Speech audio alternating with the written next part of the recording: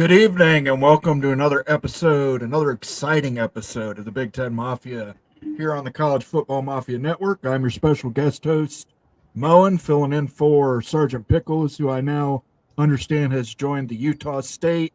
He is in Utah. I saw him post a road sign with a dinosaur on it. So he's in Utah right now. I'm here in Ohio. I got my Indiana Hoosiers hat, so that's hat number 2 in the Big Ten collection. I got Washington on order. I got Michigan State on order. I got Purdue on order. I got Illinois on order. So, but did you get the awesome Washington corduroy hat? No, I did not. It's a good hat. I'm sure it was, but the price was right on the other one I got. So, which one? What kind did you get? It's a desert cactus. Ooh, yes. It's very nice, very complimentary colors. It's not too outrageous. Good. So that'll be making its debut maybe next week, or the Nebraska hat will. I don't know. We'll see how Washington plays this week. Because they have a big game. Yeah. This has been a crazy week in the Big Ten. We're going to cover all of that craziness and look at the craziness for next week. Anything that stands out to you, Becky, at the action this week? Yeah, the newcomers outside of UCLA seem to have found defense. They're playing Big Ten style football, like at a weird pace. Outside of UCLA, they forgot that they do play football. So, well, they forgot in the second half though. The first half they were tied, and of course, me being an idiot, I had LSU on a 7-leg parlay covering the points. What was the spread on that? 21.5 LSU. Oh, UCLA covered? God. Yeah, UCLA covered. Well, so, I'll be honest with you. I thought it would have been I thought it was going to be like 48 or 49 to like 14 or something like that. As did I. And Missouri Tigers were the other one that busted my bracket. So they were 20.5 point favorites, won by 3. Vanderbilt, I don't know what to make of Vanderbilt. They're either really good or they're not. There's no in-betweens. And they're not good this year, but they're not terrible. Mm-hmm. I don't know. Like I said, they're actually an in-between this year, and that's not normal for them. Could have been worse. You could be, was it Penn State getting Penn State fans being apologized to by A&M fans because they found out that Western Kentucky's legit. Bowling Green. Bowling Green. Bowling Green's legit.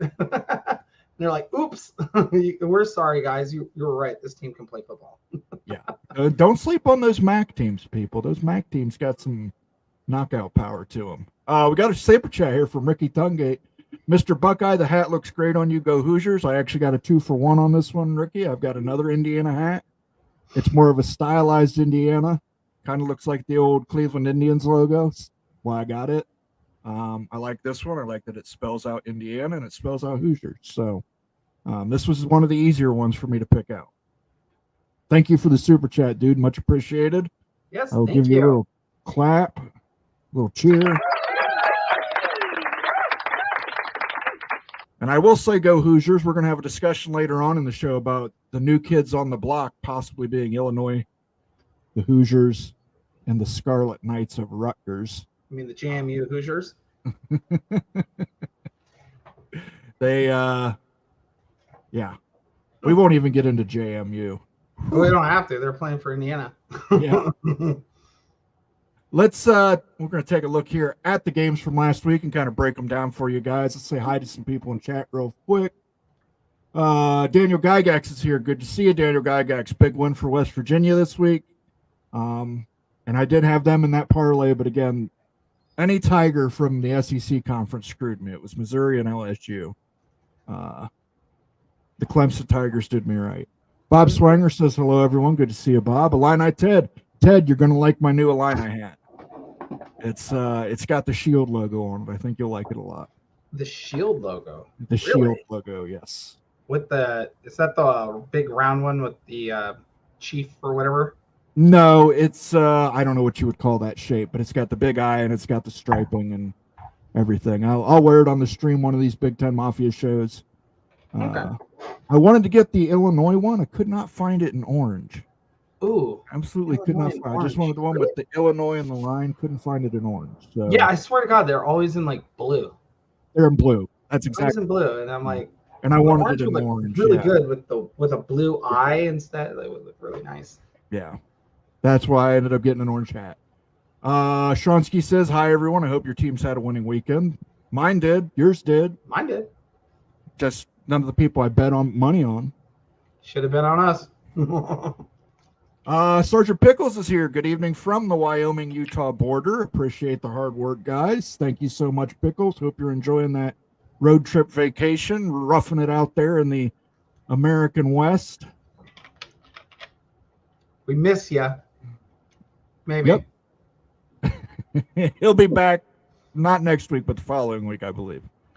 James Franklin has asked the Penn State group to do a second whiteout this weekend for the Illini game. I guess we got his attention, if nothing else. Yeah, we're going to talk about the fighting Birds of Illinois. Yeah. Earl Carr's in the house. Good to see you, Earl Carr. His Cougars had a big win. Big win, Earl. Big win. I watched part of that game. Big win. Illinois is playing inspired football. Keep it up, Illinois. Yeah. I won't even lie. I thought that said basketball for a second. You get so used to Illinois and basketball. Yeah. Illini Ted. Yeah, you'll like it. It's an orange hat. I did get an orange Illinois hat. Which is wild. Hello. Will Burt beat Ernie? My Houston Cougars forgot they had a game in Cincinnati. Well, let's just jump right into it. Let me pull up the games from last week. Here we go. Illinois at Nebraska.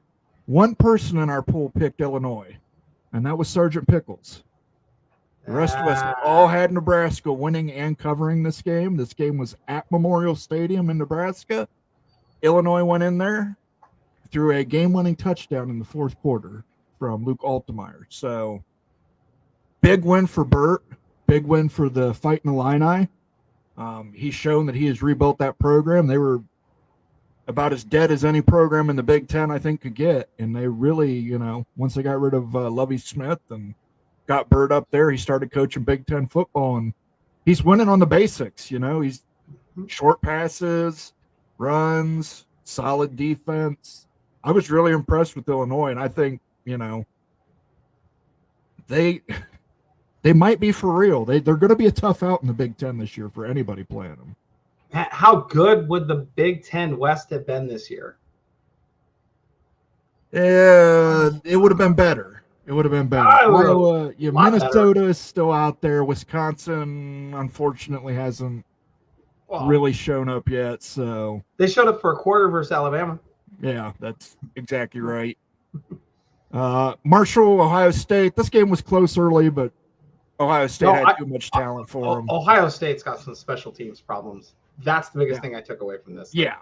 Big time special teams problems. Like, was it a muff punt that was recovered at like? It was called. God. Yeah, it was called back due to a formation penalty by Marshall. But a lot of people, a lot of Ohio State. Marshall had they had some good returns and things, and then I think the kicking out of bounds, they kept doing that. Yeah. Well, they replaced that kicker. They put the kicker on the sidelines and let the other kid go in and kick. Yeah, he managed to actually do a better job kicking than the starting kicker. So special teams were not good. Running backs were really good. Travion, Quinshon. Yeah, the O-line play was dominant. Yeah, dominant at times. And it's almost a cheat code with Ibuka and Jeremiah Smith back there because. My other takeaway from this was the Marshall O-line was really physical against that Ohio State D-line at times, especially down there on that first touchdown in the first quarter. They owned that line of scrimmage. Like that was. I'll be honest with you, Mo, and I was like, oh my God, we might see the Marshall that beat Notre Dame because they looked the part for the better part of that quarter, and then the wheels fell off, but. Really, after that punt was called back to the formation issue, the wheels fell off. That was a 14-point swing because they scored one play? That would have been one run play? No, it wasn't even a run play. It was a pass play to Ibuka. It was the first play out. They scored. Yeah. They had several plays like that where they were just big plays scored. Big place. Mr. Mbuka, Gatorade Player of the Year in Washington State, goes all the way cross country. But, you know, Marshall has always played Ohio State tough. It was the anniversary of the game where Mike Nugent kicked a game-winning field goal against him. My biggest takeaway from this, though, I don't know what the SEC's problem is with these Sun Belt schools. Well, that's a whole other topic that we jump into. Like Ohio State was like, oh, this is easy. Like, I don't know what everybody else's problem is. Then we had Penn State playing possibly the worst team in the MAC, Kent State. The worst team in the nation, Moen. This might be very good possibility they're the worst team in the nation. They're probably up there. Like Kennesaw State just came up from the FCS. They might be worse than Kennesaw State. And you know, Kent State a couple years ago had one of the best wide receivers in the nation, one of the best quarterbacks in the nation. They were going toe-to-toe with Georgia, Washington, Oklahoma. It can't even hang today. That's wild. That cupboard was cleaned out. So yeah, gone. Penn State dominated. Now at San Diego State, where he's doing really well. Yeah. Penn State, this was never even close as you would imagine. It was the Drew Aller show all game. Big win for Penn State. They've got a big matchup this week. We'll talk about that. I liked Drew Aller in that game, though. He looked really crisp. I get who they're playing, but he hadn't thrown the ball like that ever. So yeah. I kind of like that. I mean, and we learned this week from Texas A&M, Bowling Green State University is not a slouch team. It's easy to understand now why Penn State struggled with them. They're a very good team in the MAC. They're probably going to compete for the MAC championship. They might have 2 losses, and they might get a look at being that fifth auto qualifier. Like maybe Northern Illinois slipped up this weekend, but you know Toledo is still the cream of the crop up there. Then we can talk about USC Michigan and what happened here. Did USC Munson this game away, or did Michigan get lucky on one play where some slip tackles happened and USC kind of played down? We can talk about the game-winning touchdown because you could count the holds. Yeah. That was the most blatant hold I've ever seen not get called. Like, I've seen lesser holds get called. But when the tight end grabbed the defender and the defender got literally twisted back toward him, I was like, how do you not call that? How do you not call that? And according to a lot of you, and you can vouch for this, Moen, that's apparently a thing against Michigan. They didn't commit a single hold, by the way. Not one holding play. They ran the ball 46 times. Yes. That's impossible. I'm sorry. That's fishy. It's problematic for the rest of the Big Ten because I'm going to tell you right now, if Michigan chooses to, unless you've got a team that can score points on Michigan, which USC supposedly had. I mean, they did. They dropped 24. Yeah, they did, but they did it all in the second half. I mean, the first half, Michigan just blew them up on the line of scrimmage. Oh, they did. Yeah. Bear Alexander played lazy in that first half. I was shocked. I was like, you're not even fighting, dude. You're 2.5, 3 yards downfield. You're not even fighting. A double team. He got hit with a double team and just let them push him 5 yards. Yeah. I was like, you can't do that. Like, this is pathetic. They looked like the defense in that first half from the year ago. They just tackled a little bit better. Yeah, and in USC's defense, of the defense and the offense, it was over 100 degrees inside Michigan Stadium with the humidity. Yes. Those Southern California teams, California's hot, but they're right on the ocean. You get that ocean breeze coming in, it drops it by about 20 degrees. You don't get such a breeze out of Lake Michigan for Ann Arbor. No, and the Coliseum's on grass, are not artificial surface. Yeah. That made it worse. I think Ohio State, I think, had the highest recorded temp. It was like 146 on the field. On the field, yeah. We use that rubberized retread stuff. Yeah, so brutal. So I personally think like USC blew this game more so than Michigan won it, but I'm not a USC fan. I'm not a Michigan fan, but the penalties, USC really they got screwed a little bit on the penalties, like a lot. They did, but at the same time, don't throw towards Will Johnson. No, that was the other thing. That should be an automatic. never throw a short pass towards Will Johnson. He's probably the best cornerback in the Big Ten, if not the country. Why would you do that pass? So yeah, I didn't get it. I did not get it. I understand like attacking the defense and Lincoln Riley does not care who's out there. But come on, like you'd think he would have learned, playing against some of the guys at LSU, don't throw in that direction. No. Yeah, you would think, but it was a big win for Michigan. Michigan has reaffirmed themselves as the team who can run the ball 46 times and win a game against what was pretty much a top 10 opponent. Yeah, no, USC's a good team. They're a really good squad. They did not they blew it at the end of the game, and they had the win. They had it.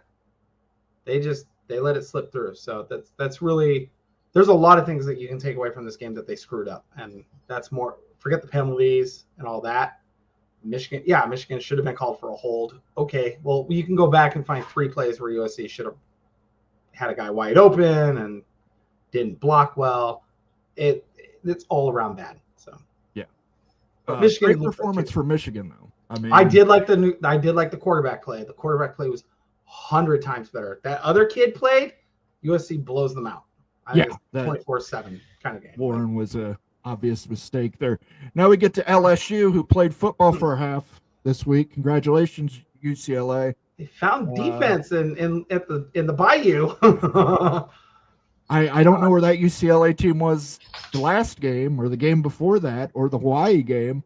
It was, they played for a half. It was tied at halftime, and then LSU came out in the second half and just blew the doors off of them. That first drive after LSU scored their touchdown, which I think they scored on their opening drive, UCLA came back and punched them right back in their mouth. Yeah. And it caught LSU for a good quarter and a half after that. They're like, whoa, hold up. Like I even LSU fans, the fans got quiet. Like I never heard that stadium that quiet. They were like, it was 10. Once it was made 10-7, they were like, oh God, this isn't the team we were advertised that got blown out by Indiana. Yes. But that's exactly right. I figured LSU at home, 21.5 points. By all means, take LSU against UCLA. UCLA'd me. Yeah. Deshaun Foster got them ready to play. He rallied them. And for those who don't know, he was going on a blocking spree for UCLA fans on Twitter. But he did everything in his power to get that team ready to play, and they looked ready to play. His only problem was their second half adjustments. LSU made the better adjustments and ran away with it. So. And now, speaking of the Indiana Hoosiers on my hat, Indiana played Charlotte and once again scored over 50 points. Yeah. I mean, Charlotte's terrible. So. Is Indiana for real? We'll know. They haven't played anybody. We're going to find out. We're going to find out. We're going to find out. I think they might be the new class of the Big Ten. We'll see. I will say this: they play with a huge chip on their shoulder. I don't like it. When they play like an Ohio State, they're not going to just sit back and just let them be a punching bag anymore.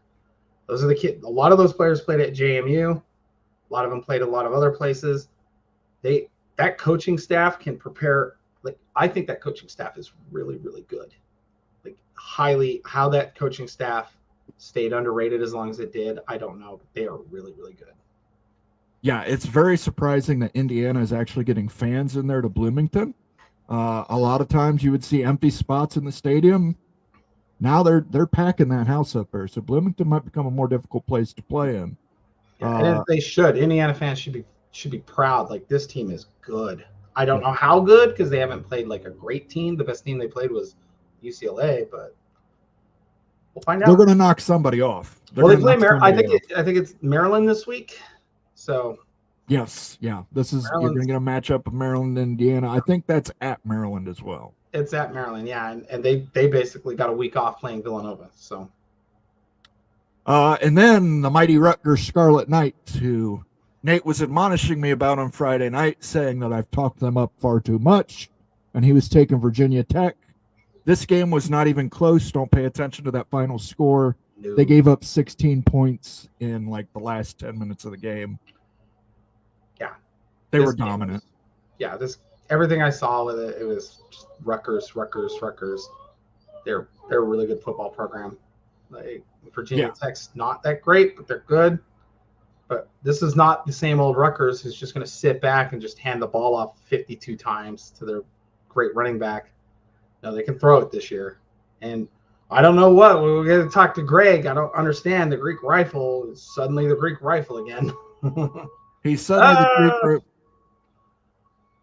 What are you doing, Bomber? What's up, Bomber? I just wanted to hop on for a second to say hi to everybody and see if everybody got their fill of realignment in the last 4 hours.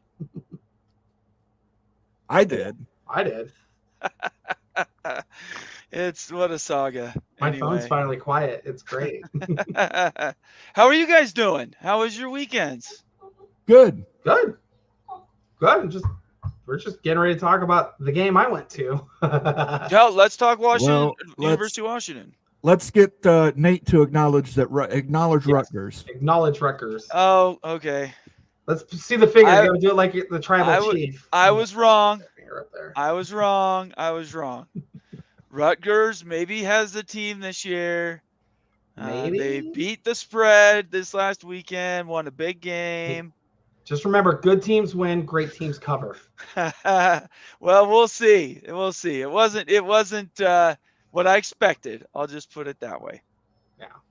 And now we'll move on to Washington Northwestern, which was a high-scoring affair for Northwestern. They got 5 points. Jeez. Now Washington defense, that defense is legit in Seattle. People need to know that. Like, that defense is good. If anybody would have told me to predict the score was 24-5, I would have said there is no way that Northwestern is getting 5 points. Northwestern took a kickoff all the way down to the 1 yard line and could not get in. Yeah. Could not get in. I watched them when Elijah Jackson, who's he? The hero from the Sugar Bowl, the one that tipped the pass against Texas to win the game. He chased the kid down, got him down at the 1, and then they couldn't even get it in. Could not push it in. Nothing. Yeah, I don't know if Northwestern plays Purdue this year, but that's a game somebody has to win. Somebody has to win. Probably Northwestern. I will say this: the safety that they got was a gift. There was just a mistake on Washington's part with a free runner, and Will Rogers threw the ball away, but it went out of the tackle box, and it didn't even make the line of scrimmage. So, and he happened to be like 9 yards deep. So, it was a great high-scoring game. Scoring game. It was good to see Washington bounce back. They bounced back. Yeah. It's easy to do that when you're playing Northwestern. Yeah. Yes. Yeah. Well, they look great running the ball. They look great throwing the ball. They had everything going well, and Northwestern looked even worse.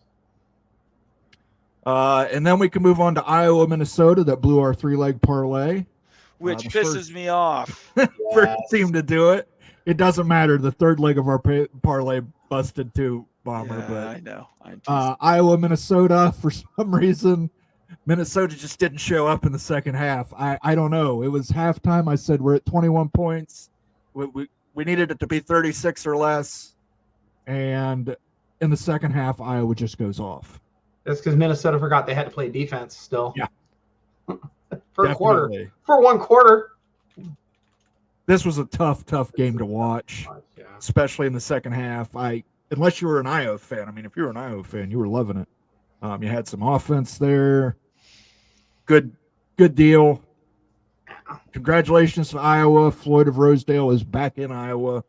The bacon is back where it belongs. A little bit of revenge for a punt that got returned last year. That was a broken game. That was broken.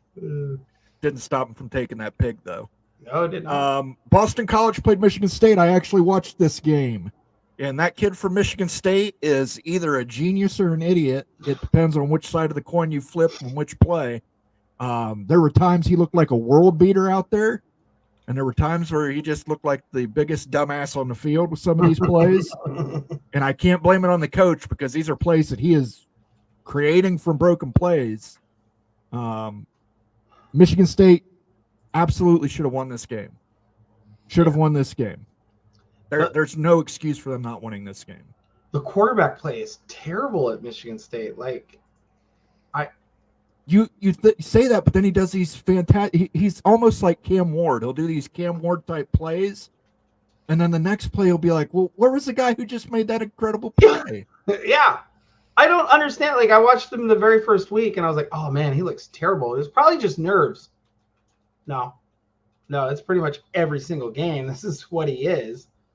Aiden Childs, he's doing his thing. He would have been doing it at Oregon State had, none of that left. So Jonathan Smith not bolted, but Michigan State looks better this year than they have in the last 2 years. So Boston College, if anybody didn't catch up, Boston College went up late in the fourth with a deep touchdown pass. So they did, yeah. Boston College is a good team this year. They're a lot better than we thought too. Like, they're a lot better than people. Yes. Bill O'Brien has brought that program back. I had a feeling Bill O'Brien was going to turn around. I just didn't think it would be this year. Yeah, definitely. They should have probably beat Missouri. They should have beaten Missouri. I think like they played like they should have beaten Missouri. They walked until the second half. Then we've got Oregon State, Purdue. This turned out how we all thought. That score was not close, by the way. They gave up 14 garbage time points to Purdue. Purdue got their ass handed to them. I think their coach is not only on the hot seat, he's on the nuclear hot seat. I think he leaves this year. So they're not as good as you anticipated then, because we talked in the offseason Purdue might be improved. Well, Purdue, now here's the thing. I'm asking a question, Mo. I don't know. I'm going to say, keep this in mind. This Purdue team is awful. That doesn't mean they won't beat a great team this year. No, they're going to beat somebody they shouldn't. They will beat somebody they should. Beat somebody they should. And I've got the game circled. It's probably going to be Oregon because it's a night game at their place. At Ross-Ade, yeah. Purdue did not. We're going to be in the top 10 by then. So Purdue had Hudson Card is a great quarterback for Purdue. They just don't put any weapons around him. No. And I think they spent all the NIL money on the quarterback and didn't bother to get any offensive linemen or weirdly, receivers. You see this score and you go, "Oh, well, they're bad. They have the best safety in the country." Yeah, the best safety in the country, and teams are just like, "Yeah, we're just going to stay away from him." And that's what Oregon State did. Watch, whatever side of the field that kid was on, they went to the other side of the field. They won't throw near him. They won't run to him. Everything to stay away from that kid. And it worked because nobody else could play defense. All right. Let me pull that down for a second. We'll get some comments in here, and then we'll preview for next week. At this point, I think the Pack is reaching out to the Big Mafia show to gauge interest. It's true. Moen University has been contacted by the Pac-12. Bomber Academy has also been contacted. I can confirm that.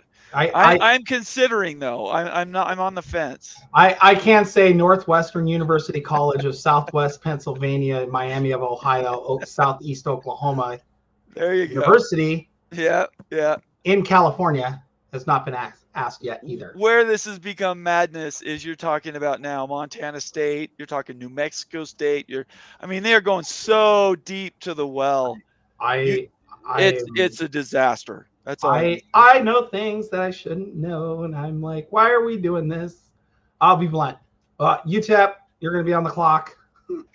Sam Houston State, you're probably going to end up on the clock. And right now they're waiting on an answer from Wyoming and Nevada. Only one. They want one. And I don't think they're going to get that answer. They don't think they're going to get an answer. So unless something has changed since we went on the show, because I haven't looked. Nope. So. Keep chopping. Big contender versus pretender week. No more OOC cupcakes. That's right. We were in the conference play this weekend. We're approaching the best weekend of football. Oh. It's gonna be a good week for games. Crazy weekend. Oh, Alabama, Georgia this week. Yeah, that's a good one. That's a good one. Illinois is playing inspired football. Keep it up, Illinois. It's all Burt. Give all credit to Bert. Man, I'm starting to become maybe a believer in Illinois. I think I picked them this week. So them and Indiana are so confusing to me because both states start with an I, and I've never seen a state start with an I that was extremely good. Yeah. Iowa back in the day, like the late 80s, early 90s. Yeah, that's true. 10-2, 11-1. Yeah. You know, there were a few. They went the Rose Bowl a couple times. The thing that I've noticed is Brett Bielema's got his Illinois team looking a lot like those old Wisconsin teams that he had. Tougher. Monte Ball and those guys just pounding it. Right. Solid defense. And as a Seahawk fan, we have to love him. I mean, Witherspoon was great. He was good. He's good in the pros. He's great there. They're just churning out defensive players on top of these. He was elite in college. He's next to elite now in the NFL. So, and I need to clarify. I was teasing about the Illinois schools. Don't everybody hit me with Iowa State and Iowa. I was just teasing. Iowa State's never been great, Palmer. I think they only have like three conference titles in their history. Yeah. What is their best record? 10-2. I don't even know if they've ever won 10 games. Oh wait, no, I think they won. I think they had their greatest season ever in the COVID year. Oh yeah, that makes sense. They beat Oregon. I think they got their 10th win against Oregon. Okay. They went like 9-3 and then got their 10th win against Oregon. That I believe was their best year. People, if anybody knows, please let us know. All right, Bomber, you're here. You get to say this one. What am I saying? Yeah, we're not saying this. Oh, go blue. Michigan, what the hell? Where did that come from? USC, what happened to you? Finally, I vote for USC and they do that? We talked about it. I don't know how much of it you watched, but none. I watched absolutely none. I saw the beginning score and I quit watching. Yeah, I watched the beginning and that was it. There was the most blatant, obvious hold you'll ever see in your life on the winning score, and it didn't get called. Refs staring right at it, and you see the defensive player do this number. Yeah, USC was up late and they let a big run go, but they had plenty of. There's no excuse. They have no excuse. They played poorly. USC, maybe they fooled us all with LSU. You know, all of a sudden. Well, that's true. LSU couldn't handle covering versus UCLA. So that's what I'm saying. LSU's now struggling. So I think maybe, this is why we need to get rid of the polls at the beginning of the season. Start with week 5 or week 6 when teams have actually gone through their out of conference, maybe have a conference game. These early polls are just ridiculous, stupid. Yeah, but then we'd end up with like a Colorado being, number 4 in the country, and then they lose, 8 in a row. Well, but that happens. That happens now. What's the difference? Yeah. The difference is it's not Florida State, and we can't laugh about it. Yeah. Florida State won. Be careful now. Florida State won. Be careful. I know. I was enjoying the Calgorithm. That was the greatest thing I've ever seen on Twitter in my life. I hate Cal so much. Everybody does, but that was so much fun. Keep chopping. A Rutgers fan says Michigan hasn't had a holding penalty since 2003. That's probably true. Well, no, Nate, they ran the ball 46 times and not one holding call. Really? That's really? Impossible. Seriously. I don't know how they do it. I mean, they went games last year without a single penalty, so I don't know how they're doing it, but they're more disciplined than the military academies. Shonsky says, I actually love the outcome of the game. Now they each have a loss, and both Michigan and USC have at least 1 or 2 losses coming, eliminating them both from the college football playoff. I think overlooking Michigan is a mistake, Shonsky. I think USC showed that.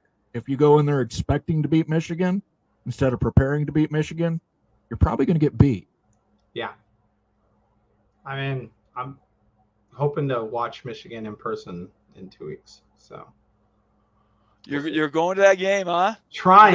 That would be a great game to go to. I have season tickets, but I sold them because I'm going to Vegas the week after, and I made bank on that. So now we're trying to get another ticket, and that's getting difficult. Indiana will play OSU close. I'm not joking. Signetti is that good. I don't doubt it. I don't doubt it. I don't doubt look, it. I got the hat on. Indiana Hoosiers. I will say this out loud. Indiana, they play with a chip on their shoulder.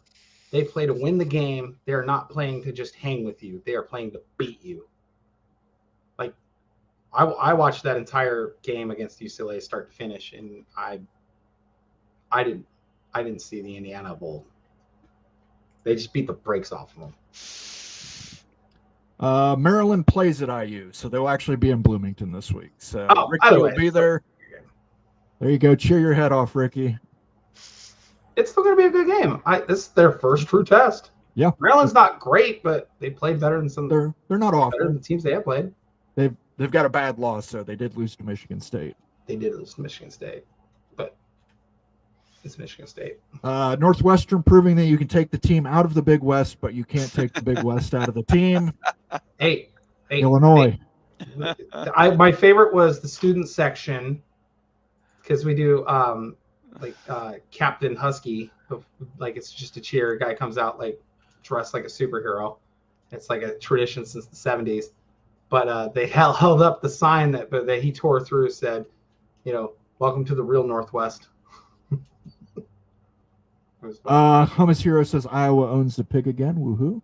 Woohoo. I want to play for a trophy. We don't have a trophy game. I want to point that out. You'll get one. Minnesota should play 8 in the box against Michigan all game long. They might want to play all 11 in the box. Yeah. Well, the quarterback looked okay. I mean, it wasn't like great, but yeah, I think Michigan's probably going to trample him. So yeah, but he is a running quarterback, so yeah, they're gonna play zone read all day. Moen talks up all the big teams deserving, but really it's just the same old Big Ten. It's not anymore. It's not. Indiana, Illinois, Rutgers, undefeated guys, and you can't say Illinois hasn't played anybody because they just beat Nebraska, who was a ranked team that, dominated Colorado, who just beat Baylor. I mean, like, dominated Colorado to a point where it's like Shedeur Sanders and Hunter went from like, probably going to be in the Heisman discussion to completely out of it for a week until Hunter had his big game against Baylor, which he might be the best player in college football. Gotta give Travis Hunter credit. Daniel Gygax confirms Iowa State has never won 10 games. See, I was like, I know they won they won 9 games then that year or something like that. I was like, that's where the especially on the western side of the United States, that's where the ego really drives us nuts. Becky, everybody west of the Rockies, you get all this Eastern bias, and I'm sorry, but Iowa's never won 10 games. I don't care what conference you're in. Sorry, Iowa State's never won 10 games. I don't care what conference you're in, right? And Iowa State's a fantastic program, but 10 games is kind of a minimum to even be considered a really great team. So, yeah, I don't know. Put this in perspective. Oregon State, Washington State were considered the 2 worst schools in the old Pac-12. Everybody in the old Pac-12 won 10 games. Yeah, that's right. Oregon State also has a Heisman winner. Not a lot of people even know that. Bomber, since you're here, what are a couple things to do in Salt Lake City? Well, Park City's a half hour away. I would tell you just go up there and spend a day. It's beautiful. It's in the mountains. You can do like mountainside events. It's really, like rides and stuff like that at Park City Resort. So I would do that. And then in Salt Lake City itself, there's some really good restaurants. What's that really awesome place? I think I saw it. It's like an outdoorsy area where you can like roller skate. I don't know. Oh, Liberty Park, maybe? I think so. Yeah. Liberty Park is a huge park in downtown Salt Lake City, and they have one of those skate parks. Yeah. You can like skate like on skates, and they have all these like restaurants around it, and you just kind of hang out and roller skate all day. Not sure how inclined you are to culture and stuff like that, but the LDS Church has an entire square down there that's, whether you like it or not, it's absolutely beautiful. I just want to go there now and meet I want to hang out with Montauk. So Montauk. Oh, the Secret Lives of Mormon Wives. Oh yeah, boy. Yeah, that's. I just want to hang out with them. Yeah, that's not my speed, but I get you. I understand why it's entertaining. Sagebrush Brown, your biggest fan, is here. That's my sister, Shelly Brown. How you doing, Shell? Good to see you. I'm on here for just a few more minutes. Surgery's tomorrow. I'll keep you posted. Love you. Yep, we got to take a look at the preview for next week, guys. We are running short on time here, so I can't get to all the comments.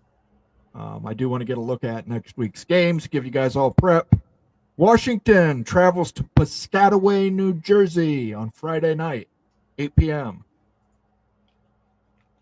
Rutgers. This is going to be a good one. Rutgers. I'm taking Washington. Sorry. I'm picking Rutgers to win this at home. No. I like Rutgers in this game.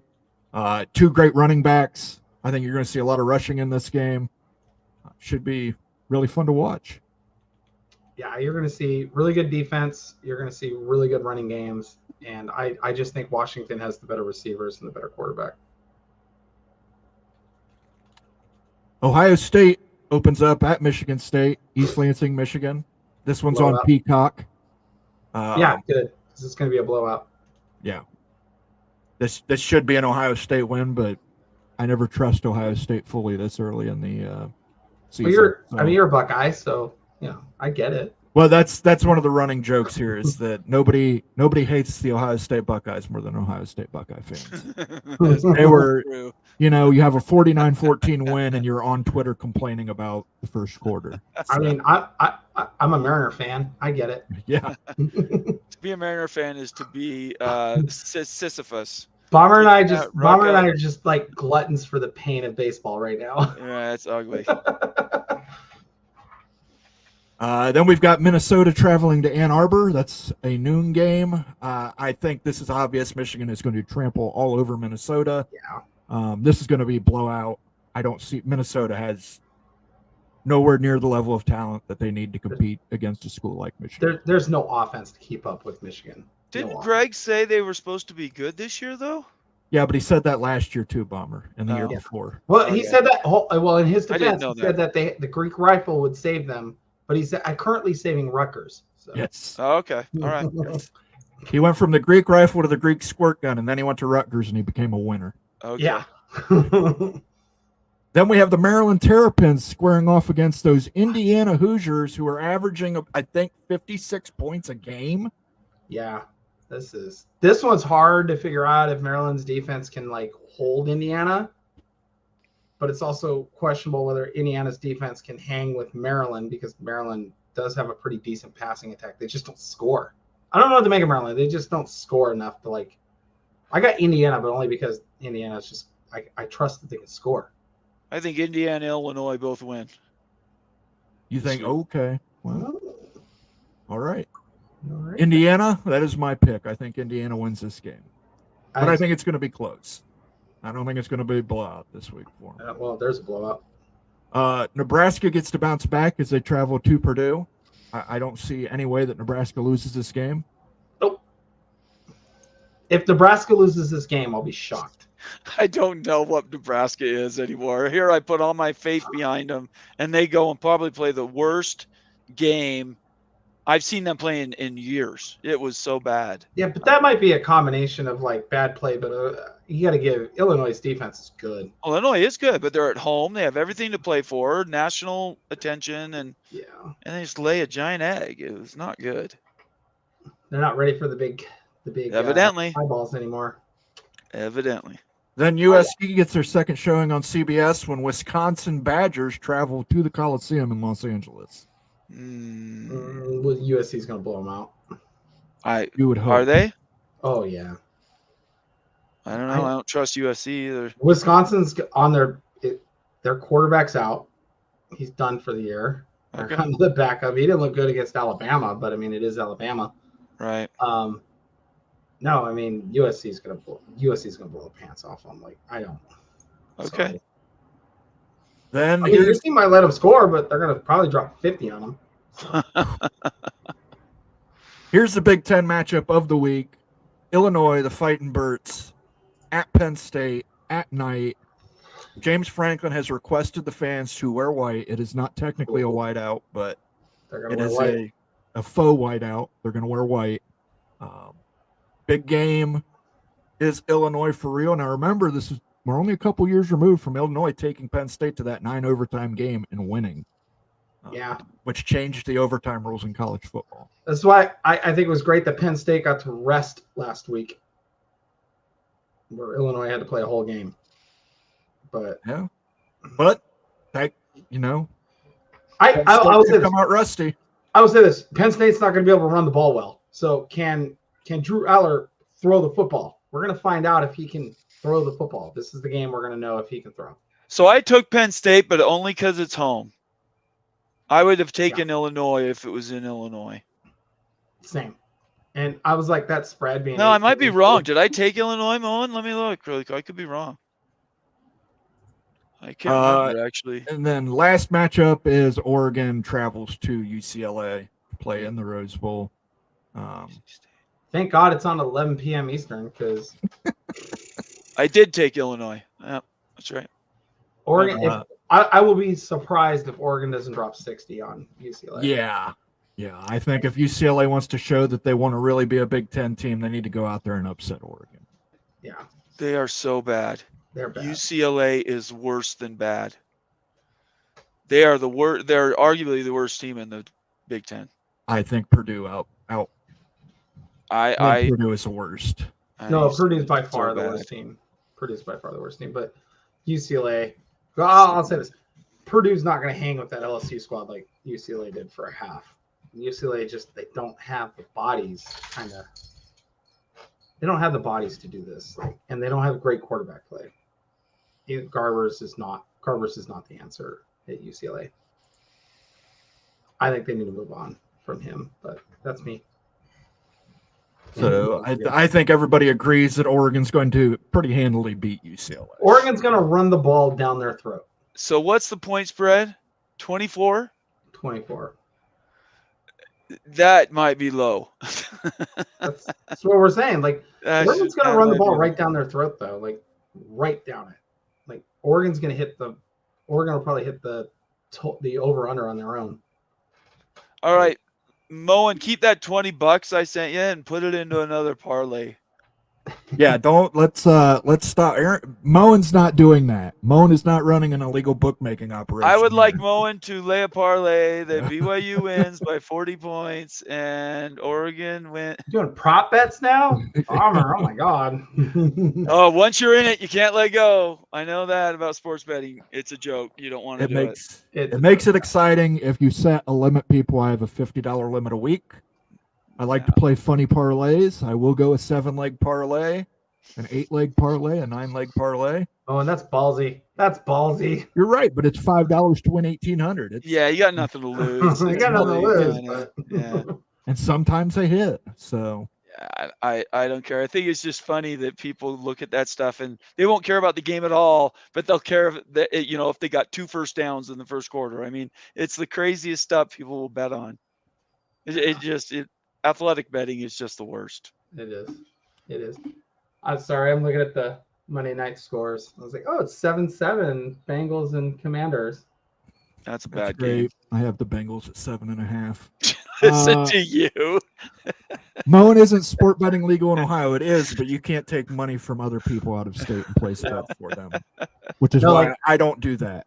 Washington State does not allow you to bet on the teams from the area. Really? Yeah. These betting rules are so stupid, people.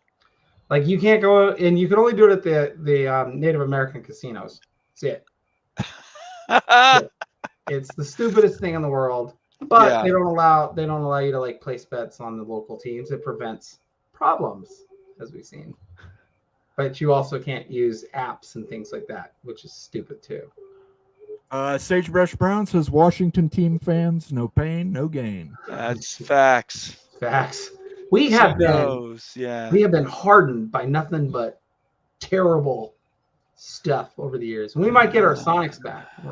That would be cool. That would be really cool. Because I don't like the Jazz at all. No. Don't blame me.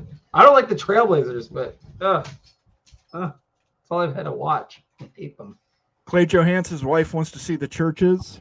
Do they still do temple tours there? They do. I just was remembering, though, they were working on Temple Square. I'm not sure what's open. They're earthquake proofing the temple and stuff like that. But I will say this, if you have a rental car, there are 5 temples in Salt Lake Valley. So you can look on a map, say Mormon temple, and I'm going to use Mormon, LDS temple, and you'll see all these temples. They're all around. The one in Salt Lake you can see, but there might be scaffolding around it. It's like a 8-year renovation they've been on. I'm not sure. They're like the super bright white one. Yeah, that's Salt Lake. Well, they're all white pretty much. There's one that's like super huge and super like bright white all the time. It's like, got like 200 of them or something now, Becky. It's crazy. Insane. Taking over the world, man. Mini LDS in Salt Lake City. Dang. Yeah, that's a shocker. That is kind of shocking. Earl Carr says, I just saw a tweet. UNLV is holding a trustee meeting night to discuss their options with the Utah State News. So maybe UNLV is not out of it yet. Who knows? As the Pac-12 turns on and turns off. I know this, that the boosters at UNLV are absolutely out of their minds. I was on a Spaces earlier today with Joe Arrigo, and every one of the people that was on that was absolutely so upset that this could happen. And then they pause and they're like, or $10 million, right? So they're excited about the Pac-12, but wait, $10 million. Oh my God. What just happened? Said this. I'm looking now because I haven't checked my email through the whole show. Breaking news. Breaking news. UConn for football. No way! That is crazy talk. We have literally entered the twilight zone. And then Ross Dellinger just tweeted it out like 40 minutes ago. I got that 56 minutes ago. I got that text. We're talking UConn. That is so football only, no basketball. Football only. I don't know how they're going to. The Pac-12 you're talking about. Yes. They're going to have UConn alone out on the East Coast. Oh, I mean, how much of a laughing stock are they trying to make this conference? I have no idea. This is kind of what I think it is. And I know you got to go, Moen, but this is how I look at it. Like, their chancellor, whoever's in charge at UConn, got the email late from the Pac-12 saying, hey, come join the Pac-12, not knowing that the AAC4 just dropped a bomb on all their offers. So they're thinking they're going to hitch a ride. Because think about it. The AC4, UNLV, UConn, that would have been 6 schools with 6 schools, 12, East and West, bang. You've got a banger conference right there. Yeah, apparently, UConn. So he got his email late, or it was delayed or something. No, he's there. He's just hanging out with the. I doubt it happens, but that's very interesting. I highly doubt it happens, but apparently, like they talked. Russ Dellinger also reported it, so it happened. But Ross wasn't Ross the one that put out the wrong tweet about Gonzaga? Somebody put out. No. That was who was that? That was Brett Dennis McMurphy. Dodd. Brett McMurphy put it. They're in. They've accepted. They're going. Yeah, he said they were going, and then everybody else came back and was like, "Oh no!" And then I was like, they were like, my source said, yeah. He goes, they tweeted out what was our like best offer to them. Or the offer that they wanted that was going to be the best offer for them. Okay. And the Pac-12 was like, no, we're not giving you that. We'll give you this. And they haven't said yes or no yet. Could you imagine full share? The original report was a full share, including football money, Gonzaga to the Pac-12 Moen. Yeah, That's crazy. There was no way they were ever getting those AAC teams. Oh my! I don't think they're getting UConn. I still think UConn joins the Big 12. Zero chance on UConn. They just said that they've engaged it, and it's like, yeah, that's fishing. Nothing's done until it's undone. I'm waiting to hear what. I mean, the UNLV news. My source said UNLV was done. Like they're so out. Stupid. So if they came back, then that must mean that they paid a lot more money than the $10 million they were probably going to get to stay, because that's what Air Force got. So you have to assume they got 10 to 12. I think people are reporting that UNLV is like the main hinge. Like they want to keep them most of all, right? Because they're in Vegas, so it's the only major city. Yeah, Mountain West is in jail. I don't know what to do with this. You know what? So I'm just waiting for them to twist this and blame Washington and Oregon. No. It's all Oregon State's fault. Somebody screwed up, but all right. Great show, Moen. Thanks for having me on for a little bit. Well, you didn't really give me a choice, Bomber. You just popped in there. Yeah. I was like, I didn't think we were doing this. Hey, look, everywhere I go raises the bar. That's all I'm saying. By the way, see, College Football Plus said it. said exactly what I told you earlier, that they're using the exit fees to keep these schools. And they're not wrong. They could use the Utah State exit fee and give it all to UNLV and keep them. Yeah. And the Pac-12 can't compete with that. Yeah, UConn, here's my problem. UConn is on pause with the Big 12. Why would you take, even if you don't think you're getting in the Big 12? It's football only, no other sport. Right, but still, when you get into the Big 12, they're going to want the football team at some point. Oh, no, the football can be gone. But see, that's the stupid part of the report. The Big 12 only wanted football. If they were willing to separate football and basketball, they might already be in the Big 12 a year ago. So to say now they're going to want basketball, not football in the Big 12. Big 12 only wanted hoops, I thought. No. Oh, sorry, I said it reverse. You're right. They wanted basketball only. So you take a school who's, basically bankrupt, has not a lot of money, and you're going to have them fly across the country every year. I mean, the state runs that school. Like all their funding comes from the state. They don't have a huge booster pool. Was it Washington and Oregon are paying $10 million a year? USC, UCLA, they're all paying $10 million a year to travel. Right. Like that's what they should have done with $10 million a year. No, I think it'd be more than $10 million for UConn. Way more. And football? No, who wants UConn's football? Sorry, nobody does. Did I say that out loud? No, that's why I'm like, this makes no sense. They want to be a great conference. You know what? Just add Sacramento State, pay their $5 million, and move them up from the FCS. Unbelievable. Done. Utah Tech taking calls right now. I firmly think it's if all the Mountain West schools that are remaining stay in the Mountain West, then there's going to be a run on some schools in Texas, and at that point, UTEP. Yeah, definitely. I think Texas State the target. So. Yeah, Texas State's going to be the big target. UTEP, University of Texas, El Paso. Yeah, I think it ends up being UTEP will be the Pac. Well, mostly because my source said UTEP will probably be the first target because it's a big city. It's El Paso. They draw their sixth largest city apparently in Texas. So they draw eyeballs, but not a ton. I also think North Texas will get a look because they're in the Dallas area. I feel so bad for Washington State and Oregon State people. I did get outbid by the AAC. I did until I realized that they became the killers themselves and stuck a knife in the Mountain West back. Yeah, but they all do that. Come on, USC, a Big Ten guy should be saying that. They were the ones who were out there saying, "Oh, that was so terrible. How could they do that to us? How could they?" Man, it's feed or be feeded on. I mean, we're worried about travel for student athletes. Yeah, that was Memphis. Yeah. That was Memphis. We're concerned about the mental health issues that our student athletes will face. You're in the middle of the country. And yet they're going to wait on a never to come ACC invite that they're being strung along for how long now? A decade? They've been stringing those schools along to join the ACC. On your earlier show today, what I found was funny was when they said, what happens if these schools do this, like San Diego State, and they're left out like they were left out of the Pac-12 last time. Boise State was in the Big East for like a day. Yeah. And then they were out and they had to go crawling back to the Mountain West. It is craziness. I personally think, and I was like, why don't you guys just do a merge? Just merge. Well, no, they don't want to lose the Mountain West name. And it's like, okay, then you have all the money. Just do the merge. Nope.